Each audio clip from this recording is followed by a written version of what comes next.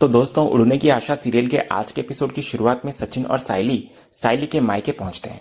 वहां सचिन साइली से कहता है कि वो इनाम में मिली सोने की चेन जूही के गले में पहना दे। ये देखकर शोभा और दिलीप हैरान हो जाते हैं। उन्हें लगता है कि सचिन ने पैसे खर्च करके ये चेन खरीदी है, इसलिए शोभा कहती है कि ये साइली के पास होनी चाहिए। तब साइली सबको गर्व से बताती है कि ये चेन सचिन ने खरीदी नहीं है, बल्कि अपनी बहादुरी से कमाई है। ये वही चेन है जो उस महिला के पति ने सचिन को जान बचाने के बदले तोहफे में दी थी। इधर सचिन भी साफ करता है कि साइली तो उसकी पत्नी है, उसे वो कभी भी कुछ भी दे सकता है, लेकिन ये चेन खास जूही के लिए है। वो इसे जूही की शादी की तैयारी बताता है। सचिन का मानना होता है कि जब जूही शादी करके दूसरे घर जाएगी तो उसके पास अपना कुछ सोना या जमा पूंजी होनी चाहिए। इससे ससुराल में उसकी अहमियत बनी रहेगी और कोई उसे खाली हाथ समझकर उसकी कद्र कम नहीं करेगा।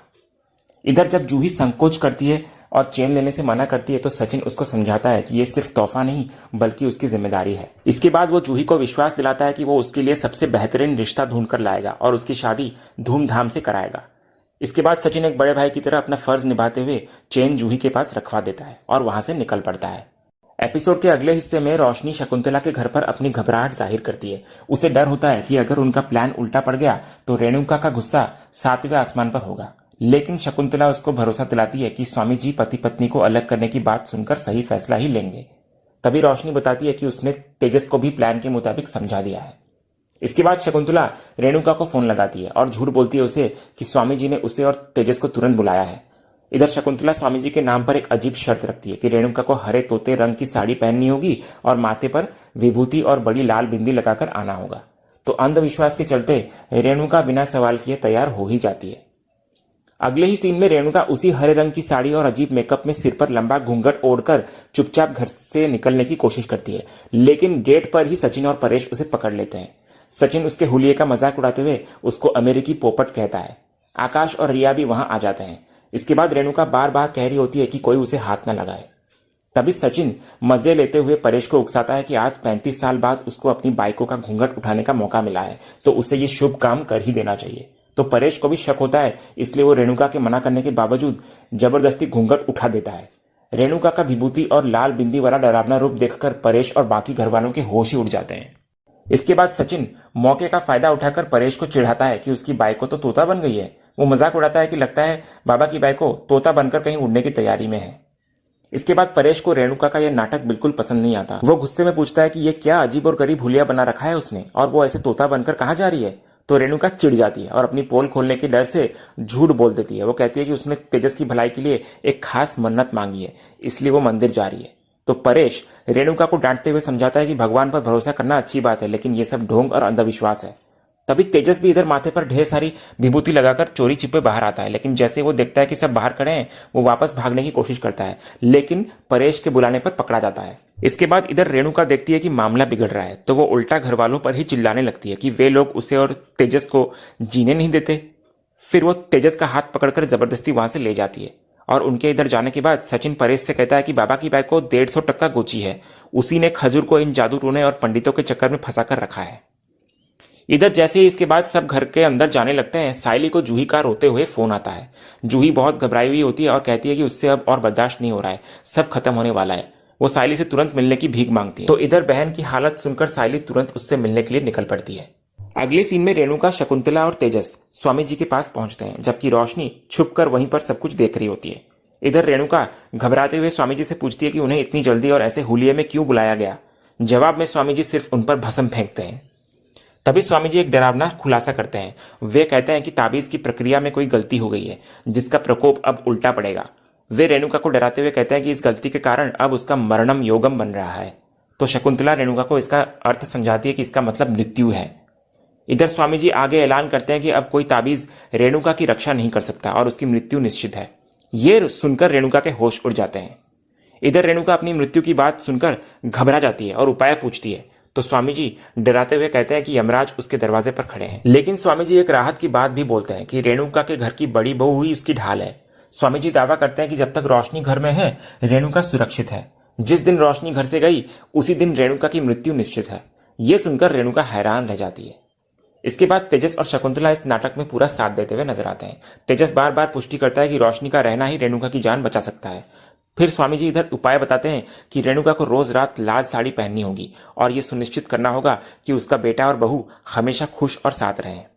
तो रेणुका को इधर समझ नहीं आता कि अचानक इतना बड़ा खतरा कैसे आ गया, लेकिन स्वामी जी इसे भाग्य का खेल बताकर टाल देते हैं। इसके बाद तेजस दक्षिणा देकर अपनी आई की जान बचाने की विनती करता है स्वामी जी से। इसके बाद रेणुका डर के मारे मान जाती है और वहां से चली जाती है। इधर रेणुका के जाने के बाद रोशनी बाहर आती है और स्वामी जी का धन्यवाद करती है और दक्षिणा भी देती है, लेकिन स्वामी जी दक्षिणा लेने से मना कर देते हैं और कहते हैं कि जोड़ों को साथ रखना उनका कर्तव्य है। लेकिन जाते जाते स्वामी जी रोशनी को एक महत्वपूर्ण सलाह देते हैं कि रेणुका का शक सिर्फ सत्य से ही मिट सकता है, इसलिए उसको हमेशा सच का साथ देना चाहिए। तो इस पर रोशनी सोच में पड़ जाती है। अगले सीन में जूही एक रेस्टोरेंट में होती है और बहुत रो रही होती है। तभी साइली घबराकर वहां पहुंचती है, लेकिन वहां अरुण को देखकर हैरान रह जाती है। उसे पता चलता है कि जूही का रोना और बुलाना असल में अरुण का प्लान था। साइली इस पर नाराज होती है कि उसे धोखे से बुलाया गया, लेकिन अरुण सफाई देता है कि पिछली घटनाओं के बाद साइली उससे कभी नहीं मिलती, जबकि उसका मिलना बहुत जरूरी था, इसलिए उसको जूही के जरिए यह नाटक करना पड़ा। तभी इधर सचिन के साथ हुए अन्याय को लेकर साइली का गुस्सा अरुण पर फूट पड़ता है। वो उसे खरी खोटी सुनाती है कि जब बोलने का वक्त था तब वो चुप क्यों रहा। साइली को पछतावा होता है कि उसने अरुण के लिए सचिन से लड़ाई की, जबकि सचिन ने अपनी जान पर खेलकर उस औरत को बचाया और क्रेडिट अरुण ने ले लिया। साइली को अब लगने लगता है कि सचिन की राय अरुण के बारे में बिल्कुल सही थी, लेकिन अरुण अपनी सफाई देता है। वो बताने लगता है कि उसने सच बोलने की बहुत कोशिश की थी, लेकिन उसके सीनियर्स ने उसे चुप करा दिया। क्योंकि वो पहले ही 2 बार सस्पेंड हो चुका है, इसलिए वो चाहकर भी अधिकारियों के खिलाफ नहीं बोल पाया। फिर अरुण कसम खाता है कि उसका इरादा सचिन का क्रेडिट छीनने का नहीं था और वो अपनी गलती के लिए माफी भी मांगता है। लेकिन साइली कहती है कि अब बहुत देर हो चुकी है और उसने सचिन को बहुत दूर कर दिया है अपने से। तब अरुण असली मुद्दे पर आता है। वो बताता है कि उसकी आई ने उसके लिए दूसरी लड़की देखना शुरू कर दिया है और आज एक रिश्ता लगभग पक्का भी कर दिया था, जिसे उसने बड़ी मुश्किल से मना कर दिया। तभी इधर ये सुनकर जूही रो पड़ती है। वो साइली को बताती है कि सचिन के साथ जो हुआ उसके बाद उसने अरुण से दूरी बना ली थी और फोन भी नहीं उठा रही थी, लेकिन जब उसे अरुण की दूसरी शादी की बात पता चली तो वो खुद को रोक नहीं पाई। फिर जूही साइली के सामने गिड़गिड़ाती है कि वो अरुण के बिना नहीं जी सकती। तभी अरुण भी साइली को याद दिलाता है कि उसकी आई भी जूही को पसंद करती थी, लेकिन हालात ने सब कुछ बदल दिया। वो विनती करता है कि जूही की खुशी के लिए साइली उनकी हेल्प करे। इधर साइली बोलती है कि वो मानती है कि जूही का प्यार सच्चा है और वो अरुण के अलावा किसी और से शादी नहीं करेगी, लेकिन साइली अपनी बेबसी भी जाहिर करती है। वो कहती है कि वो एक धर्म संकट में है कि जितना प्यार वो अपनी बहन से करती है उतना ही सम्मान अपने पति का भी करती है, इसलिए वो सचिन के खिलाफ जाकर कोई फैसला नहीं ले सकती। तभी जूही इधर साइली के सामने हाथ जोड़कर विनती करती हुई नजर आती है। वो कहती है कि उसने जिंदगी में पहली बार साइली से कुछ मांगा है। अगर उसकी जिंदगी में अरुण नहीं रहा तो जीने का कोई मकसद नहीं बचेगा उसका। इधर अरुण भी साइली को भरोसा दिलाता है कि उसका प्यार पवित्र है और वो अपनी पुरानी गलतियों और बर्ताव के लिए सचिन से माफी मांगने और खुद को बदलने के लिए भी तैयार है। तभी इधर साइली को अचानक आकाश और रिया की भागी हुई शादी वाला किस्सा याद आने लगता है, जिसके कारण सचिन ने उसको घर से निकाल दिया था। फिर वो मन ही मन ठान लेती है कि वो ये गलती दोबारा नहीं होने देगी, इसलिए उसको जूही को ही समझाना पड़ेगा। इसके बाद अरुण जूही की खुशी के लिए सचिन के सामने गिड़गिड़ाने को भी तैयार होता है, लेकिन वो एक बड़ी चेतावनी देता है कि अगर शादी कोशिशों के बाद भी सचिन नहीं माना तो उनके पास कोर्ट मैरिज करने के अलावा कोई और रास्ता नहीं बचेगा। ये सुनकर साइली के होश उड़ जाते हैं और वो गुस्से में अरुण को डांटती है, लेकिन अरुण साइली को समझाता है कि अगर उनकी शादी जबरदस्ती किसी और से हुई तो ना वे खुश रहेंगे और ना ही उनके जीवन साथी। इस तरह 4 जिंदगियां बर्बाद हो जाएगी। वो साइली से आखिरी बार हेल्प मांगता है कि बस एक बार सचिन से उसकी मुलाकात करवा दे, क्योंकि समय बहुत कम है। तभी इधर मजबूरी और 4 जिंदगियों का वास्ता सुनकर साइली पिघल जाती है। वो मान जाती है कि वो सचिन को अरुण से मिलने के लिए कहेगी, लेकिन वो अरुण को चेतावनी देती है कि सचिन को मनाने की पूरी जिम्मेदारी अब उसी की होगी। तो अरुण साइली से वादा करता है कि वो सब कुछ ठीक करने के लिए सचिन से माफी मांगने को भी तैयार है, लेकिन वो साइली के सामने एक कड़ी शर्त भी रख देता है कि अगर माफी मांगने के बाद भी सचिन नहीं माना तो साइली को हर हाल में उनका साथ देना पड़ेगा। तो साइली धर्म संकट में फंस जाती है, लेकिन फिर वो अरुण पर भरोसा जताते हुए कहती है कि वो सचिन को एक बार मिलने के लिए जरूर मनाएगी। अगले सीन में साइली घर पर रात में डाइनिंग टेबल पर तरह तरह के पकवान सजाती है जो सब सचिन की पसंद के होते हैं। तभी रेणुका ये देखकर ताना मारती है और पूछती है, इतना सारा खाना, क्या तेरे मायके वाले पूरी पलटन लेकर दावत खाने आ रहे हैं? तो इस पर साइली शांति से जवाब देती है कि यह खाना किसी और के लिए नहीं बल्कि सचिन के लिए है। पिछले कुछ दिनों की भागदौड़ और तनाव के कारण सचिन ने चैन से खाना नहीं खाया है और जिस बहादुरी से उसने उस औरत की जान बचाई उसके लिए वो सचिन के लिए कुछ खास करना चाहती थी। तो रेणुका चिढ़कर सचिन की हीरोगिरी का मजाक उड़ाती है और उसे बेकार कहती है। इसके बाद रेणुका सायली से पीने का पानी मांगती है। जैसे ही सायली पानी लेने किचन में जाती है, रेणुका का असली रूप बाहर आता है। वो मन ही मन बड़बड़ाती है कि स्वामी जी की डरावनी बातों और टेंशन की वजह से उसे जोरों की भूख लग गई है। तो मौका पाकर रेणुका टेबल पर रखा खाना जल्दी जल्दी चोरी से खा लेती है। इधर जैसे ही सायली पानी लेकर लौटती है, रेणुका अपना मुंह पहुंचते हुए ऐसे नाटक करती है जैसे कुछ हुआ ही ना हो। जब सायली उसे भी खाने के लिए पूछती है तो रेणुका नखरे दिखाते हुए कहती है, इस वक्त कौन खाता है। इतना कहकर वो वहां से निकल जाती है। इसके बाद सचिन के आने से पहले सायली बप्पा से प्रार्थना करती है कि आज उसकी कोशिश कामयाब हो जाए और जूही की जिंदगी संवर जाए। इसके बाद जब सचिन घर आता है तो दावत देखकर हैरान होता है। तो सायली उसको बताती है कि यह उसकी बहादुरी के लिए एक सराहना है। वो सचिन को खुश करने के लिए कहने लगती है कि वो ऊपर से भले ही कठोर दिखता हो, लेकिन अंदर से वो बहुत समझदार और नेक इंसान है। फिर सायली प्यार से माहौल बनाती है ताकि वो अरुण वाली बात छेड़ सके। इसके बाद सचिन डाइनिंग टेबल पर बैठता है और सायली के हाथ की बनी पूरन पोली खाकर बेहद खुश होता हुआ नजर आता है। वो तारीफ करता है कि खाना एक नंबर बना है और मजाक भी करता है कि आज वो पक्का 2-4 किलो वजन बढ़ाकर ही उठेगा। जब सायली खीर की बात भी करती है तो सचिन मजाक करते हुए भी प्यार से अपने हाथों से सायली को खाना खिलाता है। फिर दोनों के बीच एक बहुत ही प्यारा और खुशमिजाज माहौल बन जाता है। इसके बाद मौका देखकर सायली बात छेड़ती है। वो बताती है कि आज वो जूही और अरुण से मिली थी। वो सचिन को समझाती है कि अरुण अपने किए पर शर्मिंदा है और अपनी हर गलती की माफी मांगना चाहता है। सायली विनती करती है कि सचिन बस एक बार अरुण से मिल ले, क्योंकि वो खुद को बदलने के लिए तैयार है। तो इधर अरुण का नाम सुनते ही सचिन का पारा चढ़ जाता है और वो खाने की टेबल से उठ जाता है। वो सायली पर बरस पड़ता है कि वो बार बार उस घटिया इंसान की तरफदारी क्यों कर रही है। सचिन उसको याद दिलाता है कि अरुण के कारण ही उसकी गाड़ी जब्त हुई, लाइसेंस कैंसिल हुआ और उसे कितना परेशान होना पड़ा। सचिन का गुस्सा इस बात पर भी होता है कि उस दिन जान उसने बचाई, लेकिन मीडिया के सामने अरुण ने झूठी वाहवाही लूट ली। सचिन सायली और उसके परिवार को अंधा भी कहता है, जो अरुण के दिखावे और झूठी माफी पर भरोसा कर रहे हैं, जबकि वो अरुण की रग रग से वाकिफ है।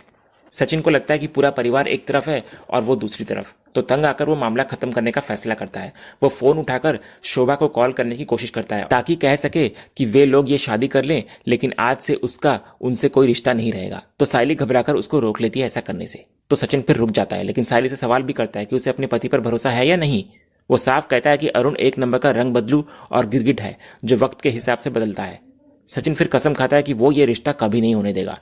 फिर अंत में वो नाराज होकर कहता है कि सायली की इतनी मेहनत और अच्छे खाने का कोई फायदा नहीं हुआ, क्योंकि उसकी बकवास ने सब कुछ बर्बाद कर दिया। इतना कहकर सचिन वहां से निकल जाता है। अगली सुबह जूही और अरुण को गहरा झटका लगता है जब सायली उनसे मिलने अकेली आती है। सायली बताती है कि सचिन ने अरुण से मिलने से साफ इनकार कर दिया है। तो हताश होकर अरुण कहता है कि अब उनके पास सिर्फ एक ही रास्ता बचा है, कोर्ट मैरिज। ये सुनकर सायली के होश उड़ जाते हैं। जूही सायली से विनती करती है कि बाबा के बाद सायली ने ही उसे बेटी की तरह पाला है, इसलिए उसको सायली के आशीर्वाद की जरूरत है। तो सायली कहती है कि वो इतनी बड़ी बात पर जल्दबाजी में फैसला नहीं ले सकती और ना ही सचिन के खिलाफ जा सकती है। तो अरुण इधर तर्क देता है कि अगर उन्होंने अभी शादी नहीं की तो सचिन और उसकी आई उनकी शादी जबरदस्ती कहीं और करवा देंगे।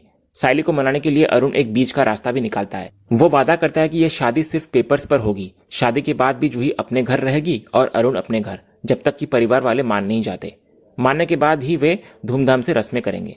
फिर भी सायली हामी नहीं भरती और उन्हें धैर्य रखने को कहती है। अगले सीन में तेजस को हम देखते हैं, जिसको डर होता है कि स्वामी जी वाला प्लान काम नहीं करेगा, लेकिन रोशनी को पूरा यकीन होता है कि प्लान काम करेगा। रोशनी का मानना होता है कि रेणुका अंधविश्वासी है और स्वामी जी की बात उसके लिए पत्थर की लकीर है, इसलिए वो जरूर डर गई होगी। तो सच्चाई जानने के लिए जब तेजस और रोशनी हॉल में झांकते हैं तो नजारा कुछ और ही होता है। रेणुका बड़े आराम से बैठकर चाय पी रही होती है। उसके चेहरे पर डर का कोई नामो निशान नहीं दिखता। ये देखकर तेजस कहता है कि प्लान फेल हो गया। वहीं रेणुका का ये बेफिक्र अंदाज देखकर रोशनी को भी चिंता होने लगती है कि कहीं उसका दाव उल्टा ना पड़ जाए। एपिसोड के अगले हिस्से में सचिन अपने दोस्त के साथ एक गाड़ी देख रहा होता है। उसका दोस्त गाड़ी की तारीफ पूछता है कि कैसा है गाड़ी। सचिन कहता है कि गाड़ी अच्छी है, लेकिन उसकी जाने मन जैसी नहीं है। तो दोस्त को गलतफहमी हो जाती है कि वो सायली की बात कर रहा है, लेकिन सचिन हंसकर साफ करता है कि जाने मन से उसका मतलब उसकी प्यारी टैक्सी से है। बातों बातों में सायली का जिक्र होने पर सचिन उसे फोन लगाता है। दूसरी तरफ सायली मंदिर में बापा की मूर्ति के सामने अपनी बेबसी जाहिर करती है। वो बड़े धर्म संकट में फंसी होती है कि एक तरफ पति का भरोसा और गुस्सा, तो दूसरी तरफ बहन के आंसू और उम्मीद। वो बप्पा से सही रास्ता दिखाने की प्रार्थना करती है। तभी इतने में सचिन का फोन आता है उसको। सचिन पूछता है कि वो कहाँ है, तो सायली बताती है कि वो पास के बप्पा के मंदिर में है। तो सचिन उसे वहीं रुकने का आदेश देता है और कहता है कि उसे कुछ जरूरी काम है उससे, इसलिए वो खुद वहां पर आ रहा है। सचिन के फोन रखने के बाद सायली सोच में पड़ जाती है कि आखिर सचिन को अचानक क्या काम आ गया। और इसी सस्पेंस वाले सीन के साथ आज का ये एपिसोड यहीं खत्म होता है। तो दोस्तों, आज का ये एपिसोड आपको कैसा लगा कमेंट के माध्यम से हमको जरूर बताएं, और कमेंट में हाइप करना भी मत भूलिएगा, और वीडियो को लाइक शेयर सब्सक्राइब करना भी मत भूलिएगा, ताकि ऐसे ही रोज लेटेस्ट एपिसोड के अपडेट्स आप टेलीविजन से पहले पा सकें। तो मिलते हैं हम एक नया एपिसोड के रिव्यू में, तब तक के लिए नमस्कार।